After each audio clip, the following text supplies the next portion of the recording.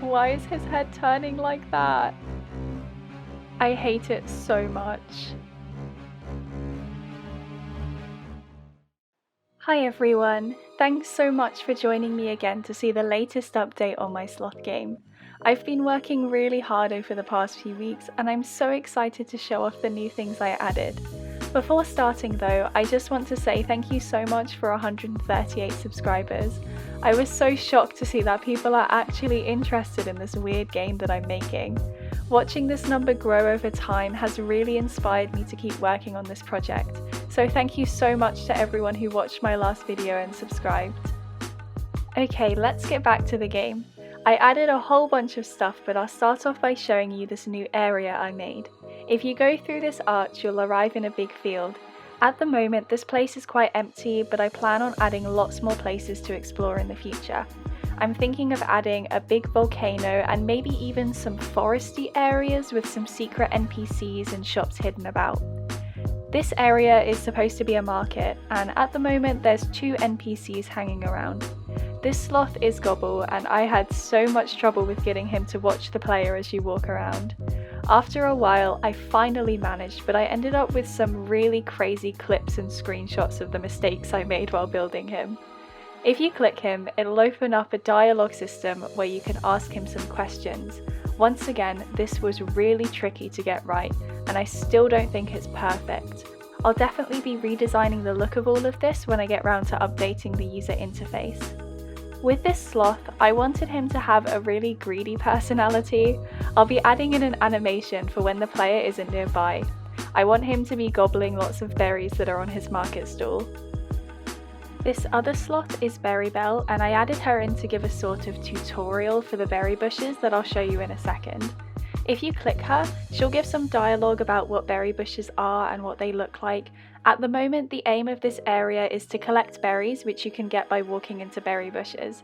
The animation needs some attention, but the system works, so I'll leave it for now. I think this whole concept is a bit confusing at the moment and not very intuitive, so I'll definitely be adding a better sort of tutorial, rather than just Berrybell telling you about the berry bushes. You can find out how many berries you have collected by clicking this inventory button. Going into items will show some berries with the number that you've collected. Again, this isn't very pretty, but I'll improve it later. You can also dress up your sloth, and the clothes you choose will appear here. To get this picture working, I had to add in a secret sloth with a camera facing it miles away from the game world, and you can actually see him over here. You can also sell your berries to Gobble, and you can either choose an amount to sell or sell all of them. Once you've sold them, they'll disappear from your inventory and your coins will increase. We can use these coins in the gift shop. The gift shop is something I added to the spawn area, and you can access it by going back through the arch. Clicking on this sloth will give you some more dialogue, but clicking on this sign will open up the shop. I haven't added any items yet, but I'd love for you guys to suggest some clothing that I could add to this shop. It could be hats, boots, shirts, wings, anything you guys can think of. Please comment down below if you have any ideas for things that I can add. I'll try my hardest to add the clothing suggested by the top voted comments in, and if I see any other comments with ideas that I like, I'll add those too.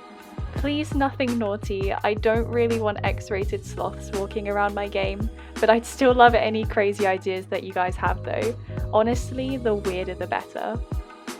Otherwise, that's pretty much it for updates, so thank you so much for watching till this point.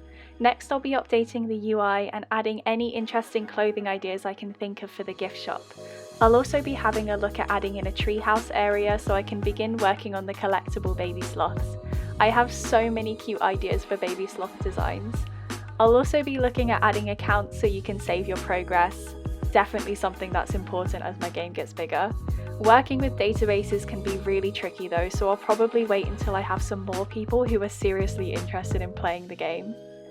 That's it guys, and thanks again for watching. Please consider trying out this game demo if you're on a PC or a Mac. The build unfortunately does not work on mobile. The link to play it is in the description and it will always be free to play. Please be aware though that it is an online multiplayer game, so you might see other players wandering around and chatting. See you next time everyone, and don't forget to leave your gift shop clothing ideas in the comments. I'm really excited to see what you guys have to suggest. Bye bye!